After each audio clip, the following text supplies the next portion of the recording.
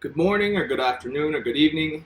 My name is Robert Ashford. I want to welcome you to the Family Recovery Conference. I'm so glad that you're interested in language and bias and stigma and discrimination, and how all of those things can come into play when we talk about recovery, whether that's your own personal recovery, whether it's the recovery for a loved one or a friend.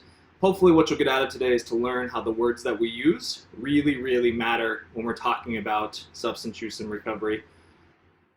A little bit of background about me. If we haven't met, I hope we do in the future. But my name again is Robert Ashford. I am a researcher at the Substance Use Disorders Institute at the University of the Sciences, where I'm doing a PhD in health policy and doing a broad range of recovery-related research, where our linguistics work is but one of those topics. What we're going to talk about today, just to give you a brief overview, we're going to dive into what is recovery. So what does that mean when we talk about it throughout the day? How can you conceptualize it? What definitions exist, etc. We're also going to look at recovery across the US and really set the stage for why this topic is important, the way that we talk about recovery and those with addiction. Get a bit of a background on what recovery messaging is, where we've kind of come from, where we're at now. We'll then deep dive into what stigma and discrimination really are, so you can get a frame of reference of that these things aren't just politically correct culture, but they actually mean something, they have real tangible impact. We'll then get into my favorite part, which is what the research says about language and how it impacts people, real life people. Then talk about the dialects of recovery, self-labeling and identification, so how people in recovery may have different considerations than the general public or family members, journalists, etc. And then we'll end with talking a little bit about the role of imagery in promoting stigma and discrimination, because it's not just about language. So let's get right into it. So recovery, if you haven't realized already, there's not a general consensus on what the definition of recovery actually is. Over the last 20 years or so, there's been about 14, 15 definitions that exist. They all have different topics, different points of contention, different points that everybody tends to agree on. Probably the one that you're most familiar with is the SAMHSA working definition of recovery, which really makes it less about abstinence and more about quality of life and autonomy and the individual in recovery or seeking recovery, what those functional improvements look over time. And that's really about recovery, not how you get there, but what it looks like when you're in that process. Each of these definitions has had positives and negatives associated with them, but the big takeaway here is that as a field, as a world, we really haven't had consensus on what recovery means. Part of our work at the Recovery Science Research Collaborative has taken some of this on, looking at how we define recovery for research purposes, but also to really integrate what recovery means to us as people in recovery, as scientists, etc. And what we recently published in the Journal of Addiction Research and Theory is that recovery is an individualized, intentional, dynamic, and relational process involving sustained efforts to improve wellness. So what you won't find here is any kind of predilection on abstinence or anything that pre-prescribes a certain pathway to recovery, but that it really is about the individual and that individual process having an intentional, dynamic, so ever-changing, and relational process, so both interpersonal, so the relationship with oneself, but also interpersonal, so the relationships with family and community and everybody, friends, peers, etc., and that it's around a sustained or longitudinal process meant to improve wellness in a whole bunch of functional domains. And part of the reason we like this definition, there's a lot of them, but one of them is that it helps preclude discrimination resulting from individuals using those different pathways or programs of recovery. It's a big focus of our work. We want to create as big of a community of recovery as possible, and so that nobody has to feel internally shamed or externally shamed for the way that they seek that recovery out. And the reason we start here is because when I talk about recovery today, this is the way that I'm going to talk about it. This is the framework which we approach this concept or phenomena or process of recovery from throughout today's presentation. So recovery through that context and around the US is very important. And it's not just important because it helps save people's lives and allows them to find a new way to live, allows them to kind of overcome the disease of addiction, but it's also important because there's a lot of people that self-identify as in recovery, but have also resolved the problem with alcohol and other drugs. So this isn't, 500,000 people here, 500,000 people there. There's been a lot of work on estimating recovery prevalence across the US. And more recently, John Kelly's team out of the Recovery Research Institute, tied with Mass General and Harvard up in Boston, found that 9.1% of the US population that was over the age of 18 wasn't institutionalized, had resolved an AOD problem at some point in their life. That's about 22.35 million Americans that have resolved an AOD issue. And about half of those people self-identify as a person in recovery. So while 22.35 million had resolved an AOD issue, just over 11 million or so actually consider themselves and would identify as a person in recovery. So a huge percentage of the population overall. Of those, just over half reported resolution of their AOD issue via an assisted pathway. So we look at assisted pathways as things like treatment, withdrawal management, otherwise known as detox. Since we're talking about language, withdrawal management is a better way to frame that. Things like recovery community organizations or conferences or family support groups like this. Things like mutual aid meetings. And then so just under half would have done that without any formal kind of assisted pathway. Things like natural recovery, people that kind of age out or maturation results in their AOD problem being resolved. Which is all an important kind of place to launch from of when we talk about recovery, why language is important, why recovery supports are important, why treatment capacity is important, while stigma and bias and discrimination is important, is because not only is there just under 10% of millions and millions of Americans living in recovery, resolving AOD issues, and there's also about the same number that have a current or past year substance use disorder. So taken all in, we're looking at over 40 million Americans that the language we're going to be talking about today impacts in some way.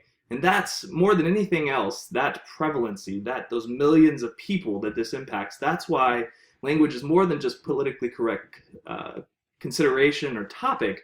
It's because there's millions of Americans that these topics impact on a real basis.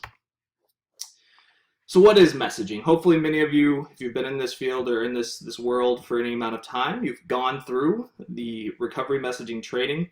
The original one was developed in the mid-2000s. Faces and Voices of Recovery, a national advocacy organization that also serves as the national org for many of the recovery community organizations across the country, developed the Our Stories Have Power recovery community messaging training.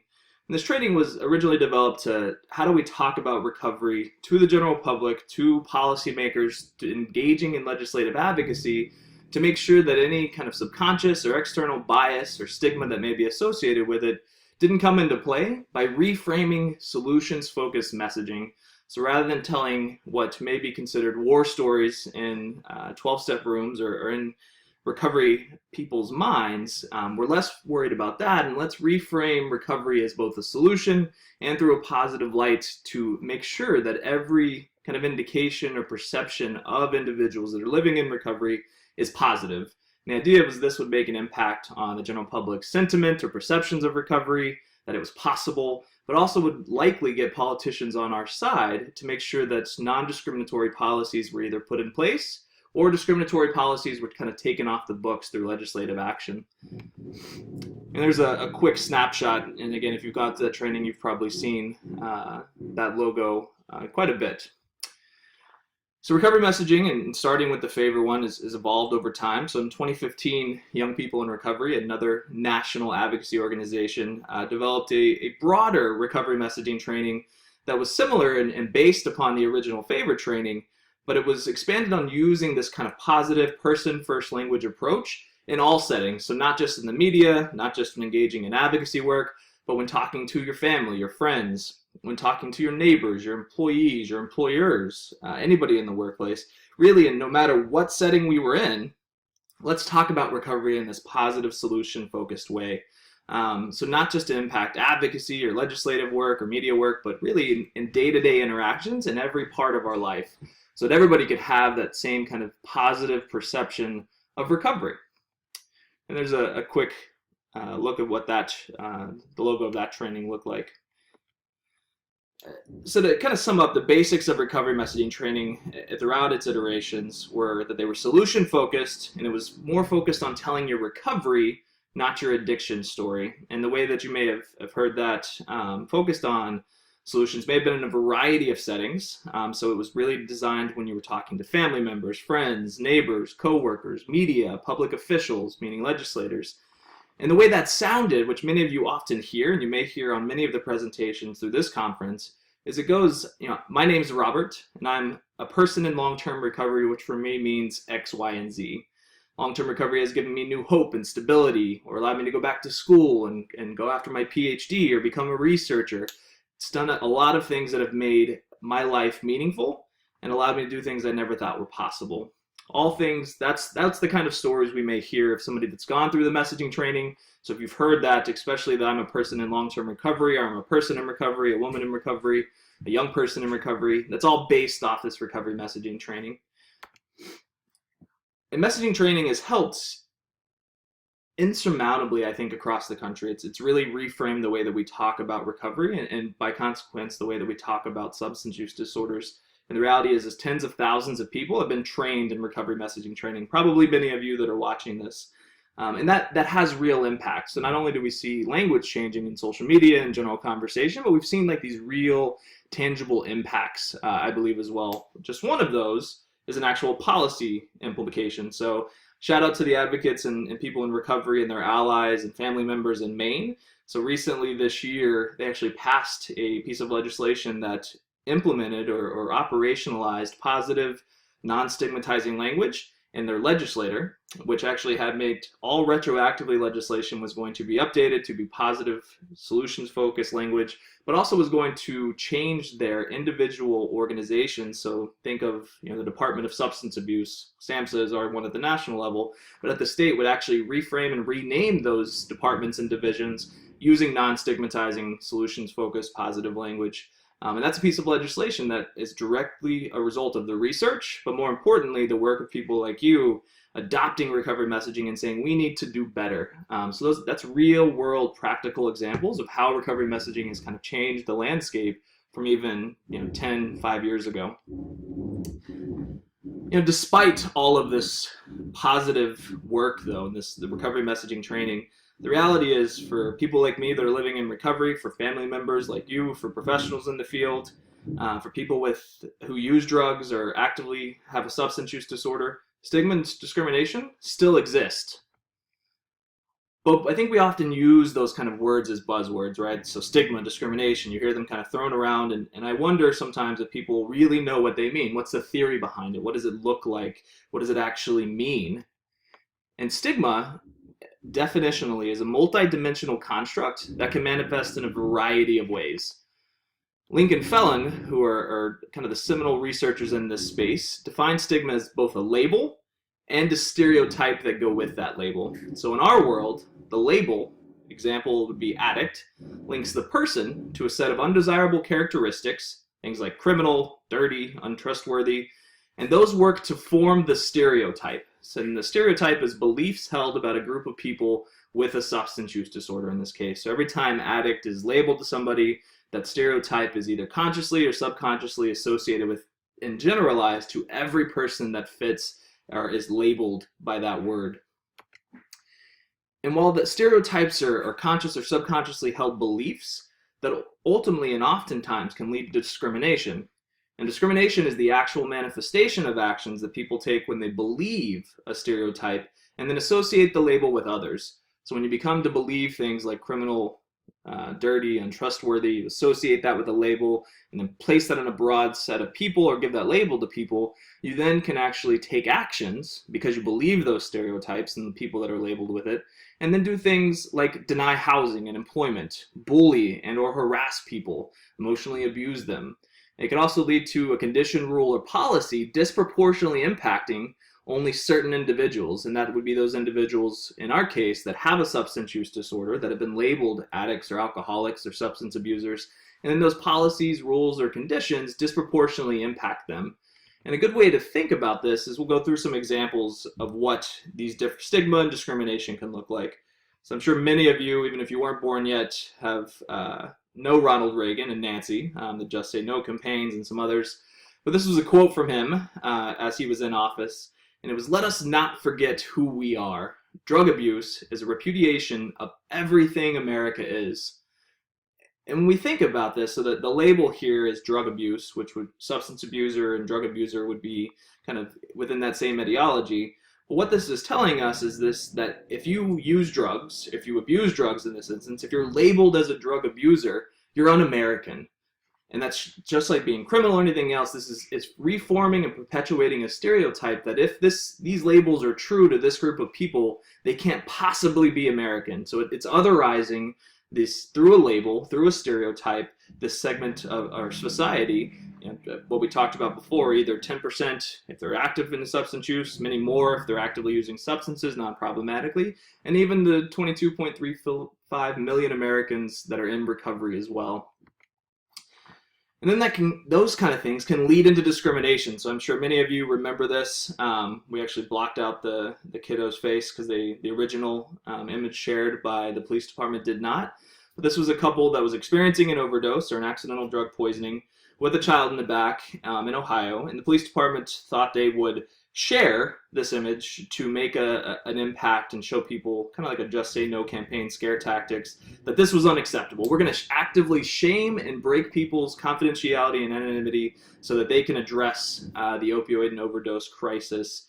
And while this action, especially with a kid in the back, is not okay and that there should have been consequences, the idea that the police department would publicly on social media share an image like this to a population that is obviously a couple that has a disease, is symptomatic with that and needs help, we would not do that for any other chronic disease that may result in symptoms such as this. We wouldn't do it for a person with cancer or those that have diabetes. So the idea that these police officers had likely labeled, believed stereotypes about people that actively use substances, that they're not good parents, that they're criminals, that they deserve to be shamed, is abject discrimination, especially when it would not be applied to others that have a similar medical condition. These are real actions that can impact people disproportionately based on the belief in those stereotypes. We have another example of stigma. So here we see, and this is common in all sorts of press, but heroin addict jailed after handbag snatch at Dundalk Shopping Center. In a second, a drug addict pulled a knife in A&E unit. While these aren't necessarily discrimination, the reason that they're stigma is because we're using these labels, so addict in this case, and then associating them and perpetuating stereotypes of criminality or thievery, untrustworthy, unsafe, that continues to associate criminal justice and kind of punitive actions and these negative stereotypes with this language. And these are prevalent throughout our common and popular media and journals outputs across the country and really across the world. Going back to policy, one of the forms of discrimination was the disproportionate or discriminatory impact of policy. So before we had MAPIA, which is the Mental Health and Addiction Parity Act, we actually had a Parity Act from the late 90s that was the Mental Health Parity Act, and it's specifically in its text in Section 2 here in A, this section shall not apply to substance abuse or chemical dependency benefits. So people that had been labeled and stereotyped perhaps, it inevitably led to policy that specifically excluded people with substance use disorders or chemical dependency, which would be kind of just people that have taken a drug and become physically dependent on them. But this whole swath of people were excluded from parity benefits and insurance coverage, and that is discrimination. I mean, if we're classifying addiction as a mental health disease, to objectively and kind of intentionally exclude them from policy is discrimination, no matter how we look at that. And that's the reality that language and stereotypes have ultimately led to this. Another example of stigma, this actually comes out of Utah, where my wife is from, and actually heard about this story.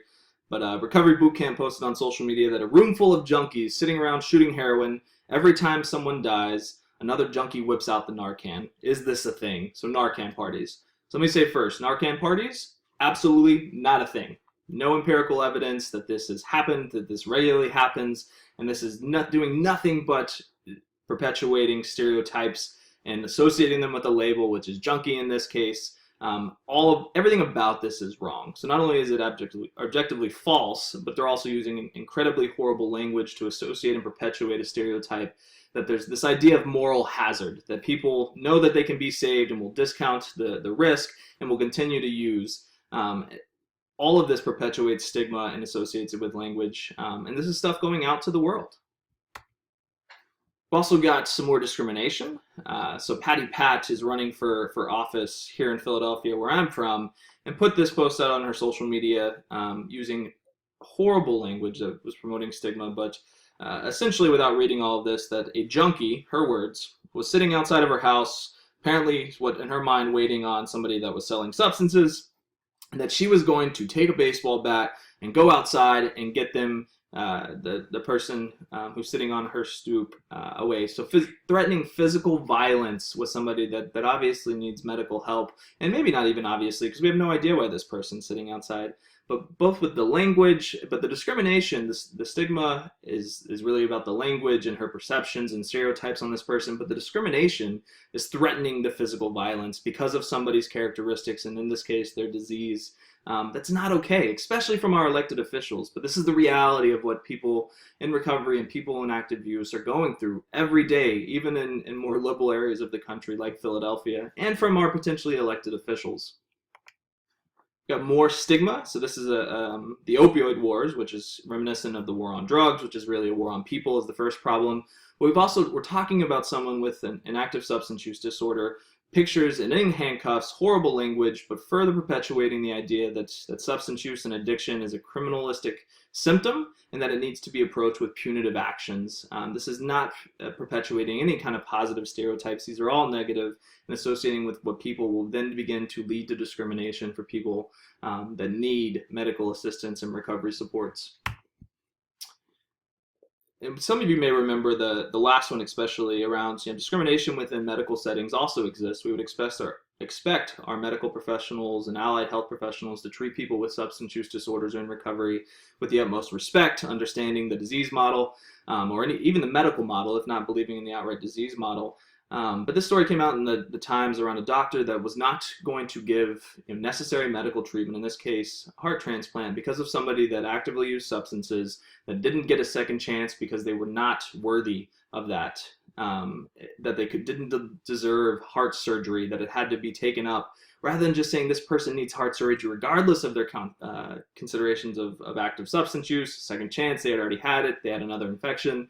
That's discriminating about somebody based on things that we kind of believe about their moralistic habits, that they're not worthy, that they made a bad choice, is outright discrimination in the healthcare sector. And this happens every single day. So kind of more broadly, as we look at contributors to stigma, especially as we look in our world, the people that exist in it, the professions that we have, as family members. So if labels and stereotypes make up stigma, then what labels exist within our landscape that can perpetuate some of these stereotypes? So one that we probably all know is addict. Everybody's heard this one. If you've gone through the messaging training, you put this on the white paper. We hear this one all the time. It's used in media and in lay conversation. Alcoholic is another label that's often used in the space. Junkie, which we saw in some of our examples that we just went through. Dope fiend, maybe less common, used in popular media, but is still part of conversation. Substance abuse, used categorically in kind of everywhere, and it's also a false equivalence because it's no longer in the DSM. It's not a clinical term, but it's a remnant of kind of age past. Clean and dirty, another common one, talking about clean or dirty people, which has no bearing on whether somebody's used substances or not. I think maybe perhaps taking a shower, but clean and dirty does not belong and placed as a label when we're talking about somebody either using substances or not. Makes no sense. It has all sorts of stereotypes associated with it. Relapse is another one we commonly see used in a variety of areas that comes with and has stereotypes associated with it. And addiction less so, but also has stereotypes associated with it because it's so closely tied to the world that we live in.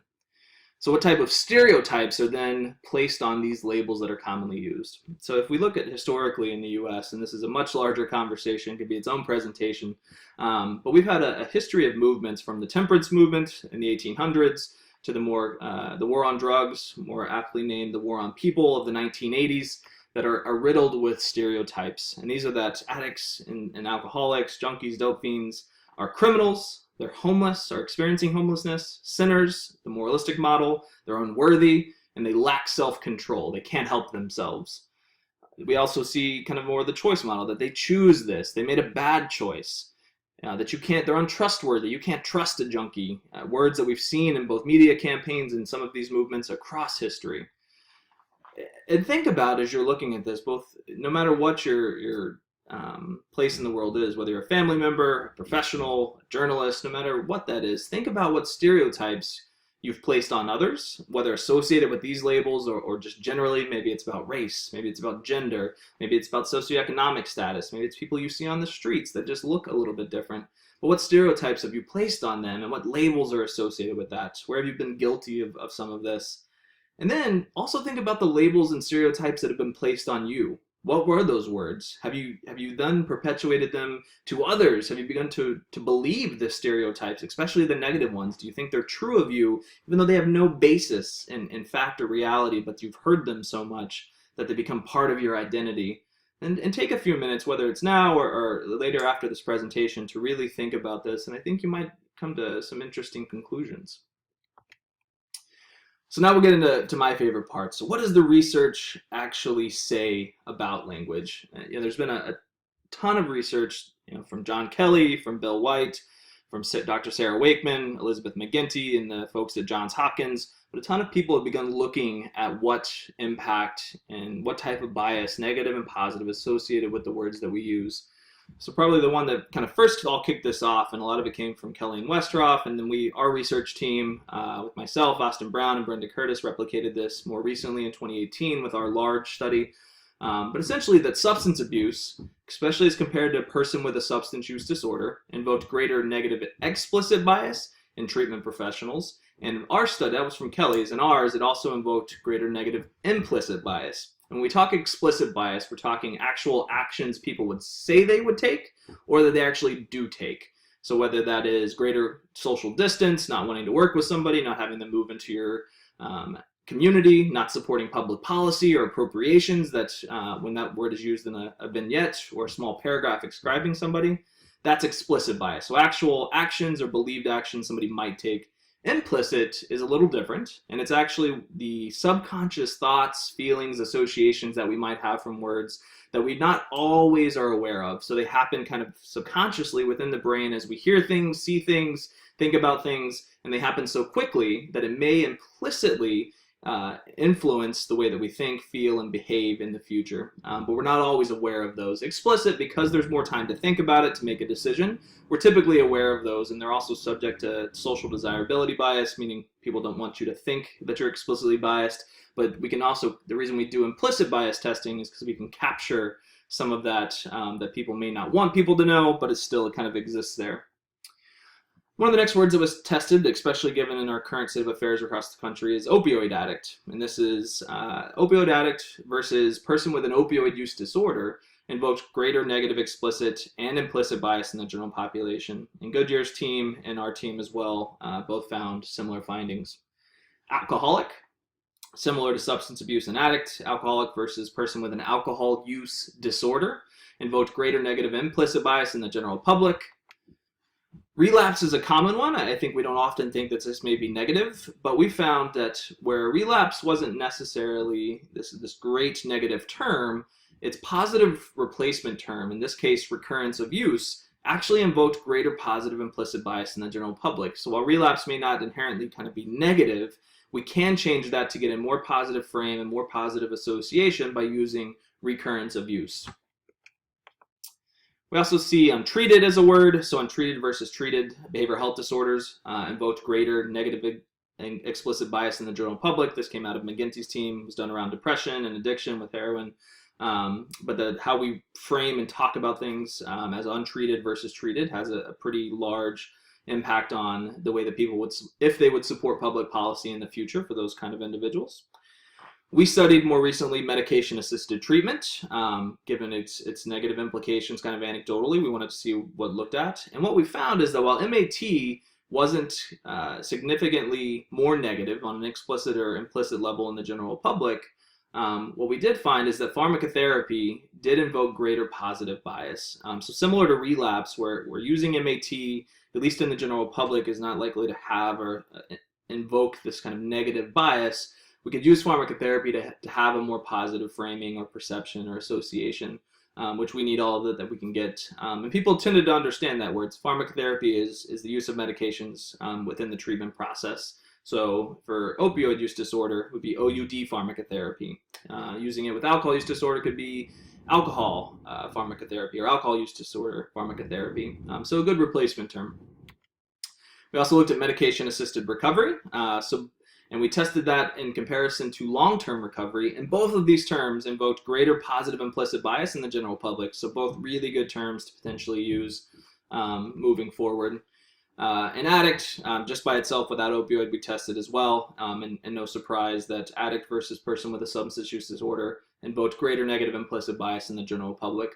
So not on here, we recently, and have a paper under review now, looking at a secondary sample in the same study. We looked at people that were health professionals as well as people in recovery compared to either people that weren't health professionals or people not in recovery, and found that a lot of these results replicated. So one of our big questions was, do people in recovery actually have different levels significantly from those not in recovery, or health professionals to not health professionals? And what we found is that, so addict was still much more negative than person with substance use disorder for people in recovery. And similar on the health professional side, one of the nice findings was that the level of bias for health professionals was dramatically higher kind of across negative words, but only significantly different around substance abuse. And that kind of replicates some of the finer points from Kelly and Westerhoff's study, that we would think health professionals, doctors, nurses, etc., would have a different perception of people with substance use disorders. But ultimately what we find, that not only language impacts the level of that bias, but also that they generally just have higher negative biases of that population in general. And that's something we need to continue to think about. And if our language can change some of that for the people providing our healthcare services, I really think we should begin to do it. And the results from people in recovery also have certain implications around internalized shame, recovery outcomes that we need to continue to explore in the future before we make any more recommendations. But it's helpful to know that people in recovery are not immune to language. You know, how we think about ourselves and others in our community is impacted by how we talk about them. For those of you, since this is the Family Recovery Conference, we have a paper that's in press and coming out in Health Education. There's 3 different groups here: professionals, family members, and people in recovery. But I specifically want to kind of focus on this group right here in the middle, which is around family members. So this study used Delphi groups, which is just a fancy way of that we had people go through multiple rounds and trying to reach consensus on what our questions was, which in this case it was, tell us the top 10 negative words and phrases in substance use disorder and recovery space, and also tell us the top 10 kind of positive words and phrases in the substance use disorder and recovery space. And throughout these 3 rounds, people gave us a bunch of words in the first. We took the 10 that occurred most often without any kind of rank order and had them, we went to a second round where we had people rank them from 1 to 10, least to most stigmatizing, depending on whether it was positive or negative grouping. And then got the means and standard deviations and had people do it a third time, giving them those scores from the second and see if they wanted to change their score. There wasn't a whole lot of change, but ultimately what we got to after these 3 rounds from family members specifically is that the words that they thought were most stigmatizing, the most negative, was junkie, dope fiend, drug abusers, dirty and clean, addict, alcoholic, drunk, rock bottom, which I think is an important one to consider. Also codependent enabler as a negative term, which I thought was interesting, especially coming from family members, because that's where we see that term used most often, both in our treatment to professional space, but also in kind of this tough love, family support group mentality that you can't be codependent, or you are, or you're enabling them, and that you need to do more tough love. And that word is not positive. I think we need to begin to reevaluate how we use that both as family members, but also within our treatment with families and in our family support groups. And the last one was relapse. And on the other side, in terms of, these aren't all direct replacements, but the words we can uplift and that seem more positive to family members were long-term recovery, no surprise, substance-free, person with a substance use disorder, positive or negative urinalysis, an impacted loved one, honest, period of abstinence, a drug-free person, sober, and also law-abiding citizen. But all words that family members view as more positive when talking about their loved ones or people within the space, or words that have to do with addiction. And I think it's critical. This is the first time that a study's actually been done asking family members what they think. And I think our greatest source of knowledge and information and empathy is really going to come from both family members of loss, but also family members of others that have loved ones in recovery. So we hope to continue some of that work and learn more from those that are in the family, because they have so much to offer and aren't often talked to.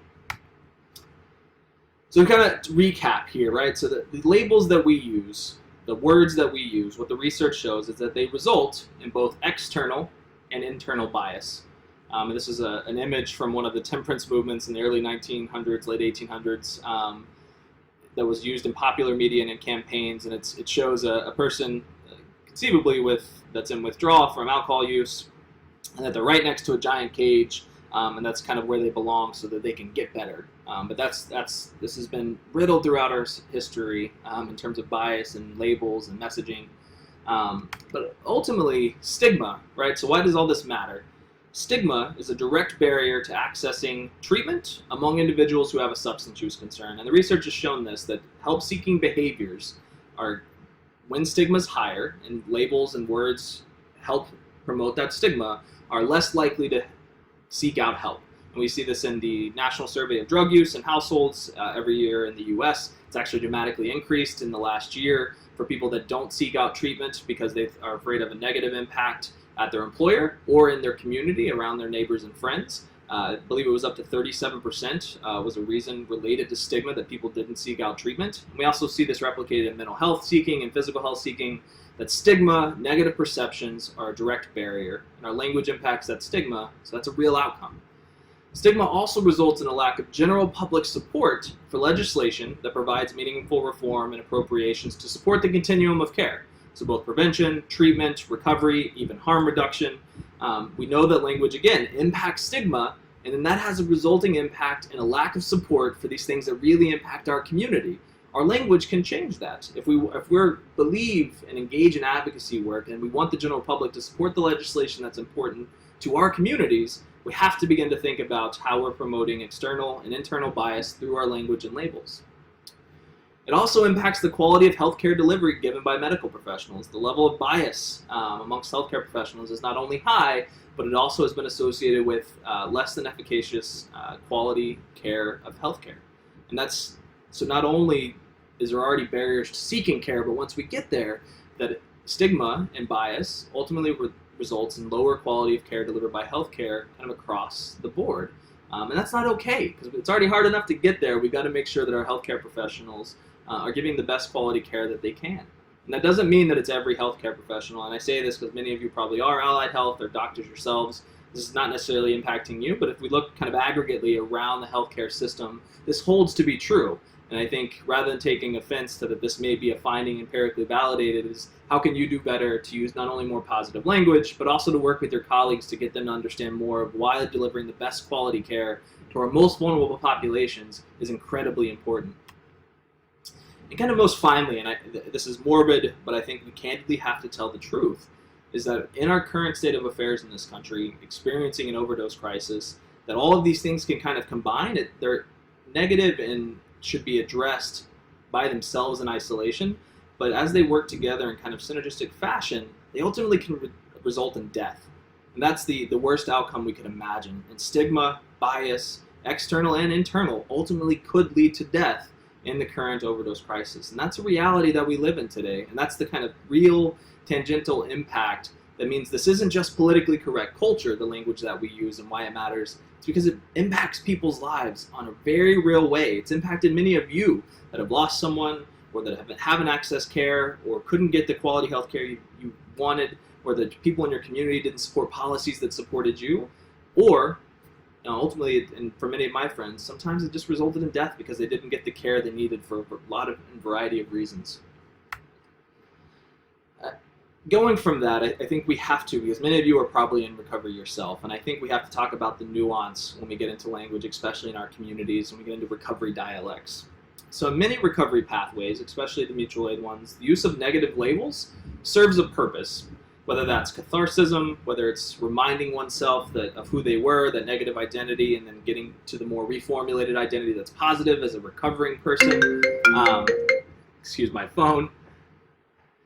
I think we have to get back there. So all of those can serve a purpose. And sometimes that identity of being an addict and alcoholic can serve as a mechanism for change and empowerment, as I described.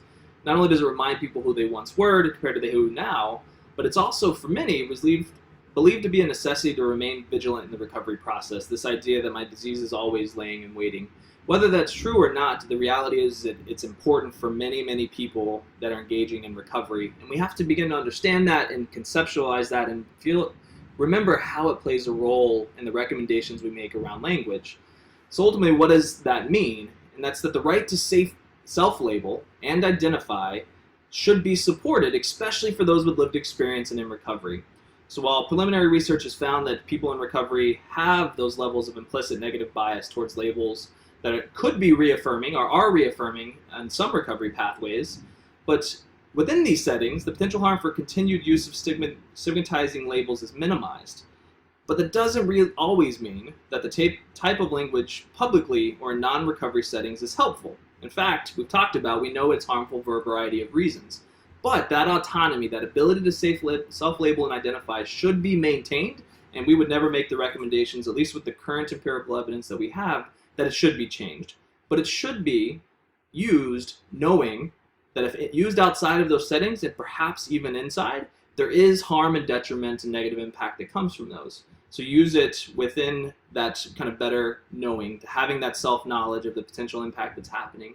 So again, the recommendation is not to stop using it. It's just to think about how and why we're using it and where oftentimes.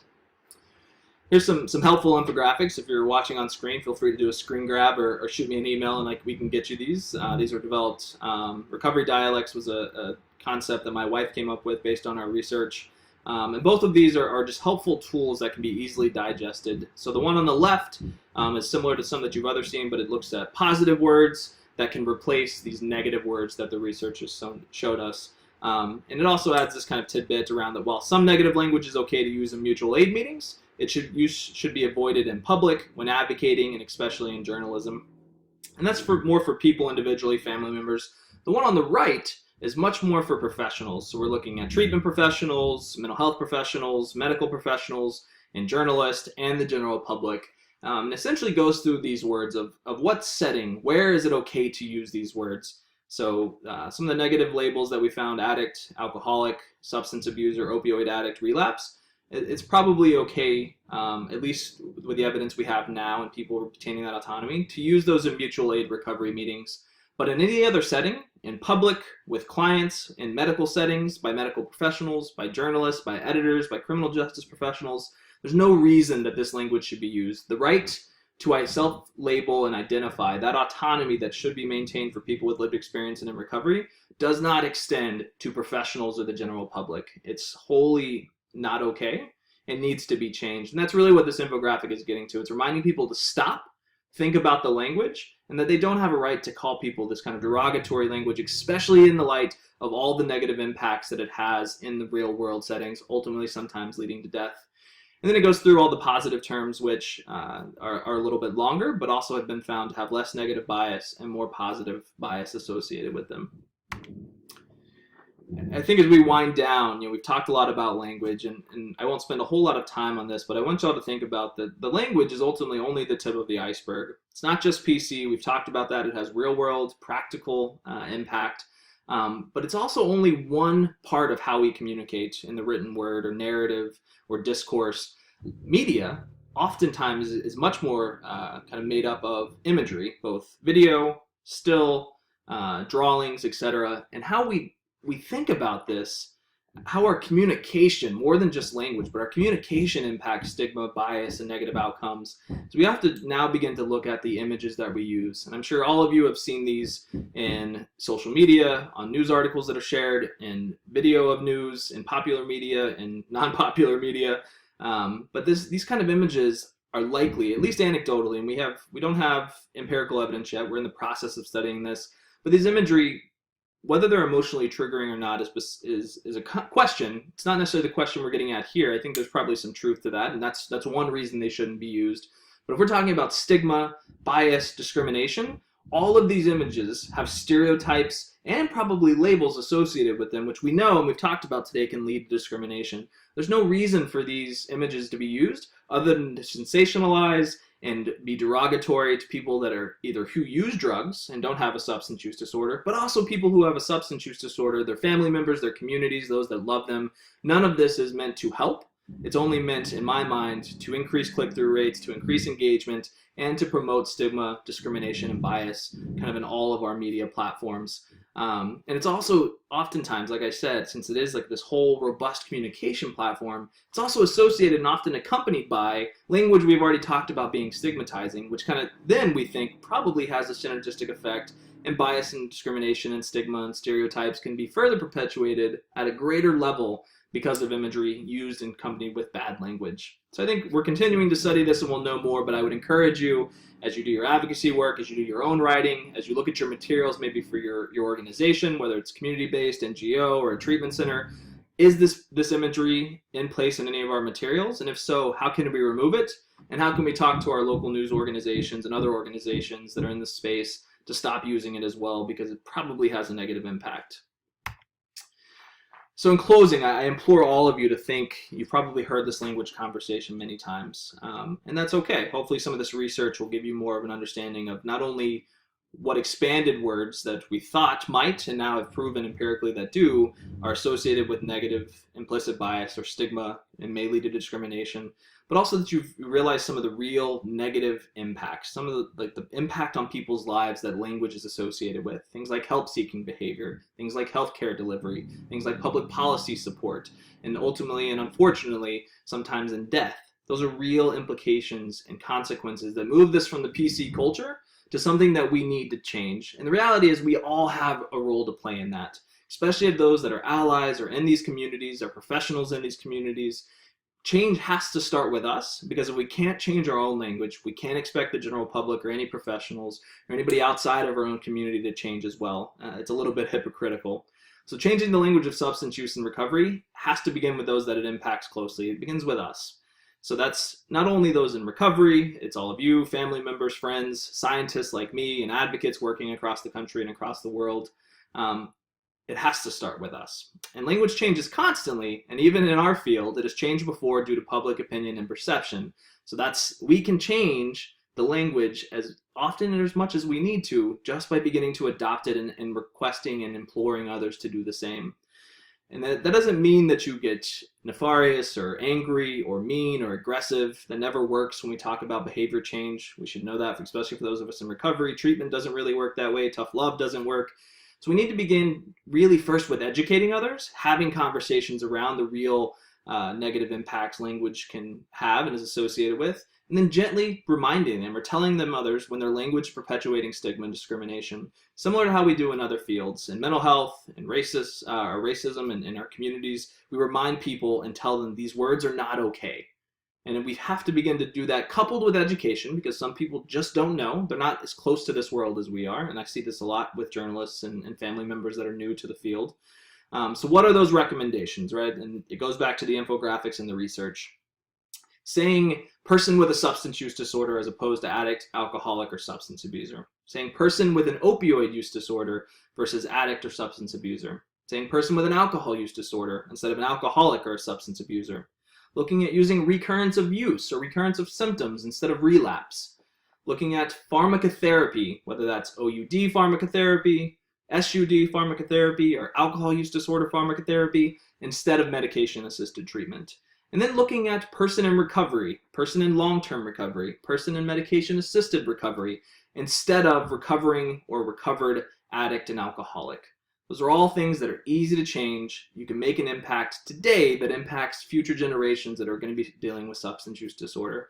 And it's easy, it costs no money.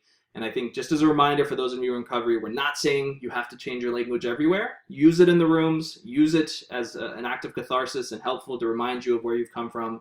But when you're out in public, when you're talking to the media, when you're talking to your friends that aren't in recovery, when you're talking to anyone outside of those rooms, I implore you to please consider using positive language that the research shows us can make a difference. I hope all of you enjoyed today's session, whether you're watching it on November 1st or at the end of the month. I hope that this has made a difference in the way that you think about language, and maybe it's a little more than just PC culture, that our language has an impact. And I hope all of you will heed the call to action to change your language, to do a little bit better, and not only for yourself, start there, but then translate that out into your communities and the people you interact with, because very really, our lives can depend on it. Thank you. Find me on Twitter. If you have any questions, feel free to ask. I can send out infographics. Hope you enjoy the rest of the conference and have a great year, and we'll see you soon.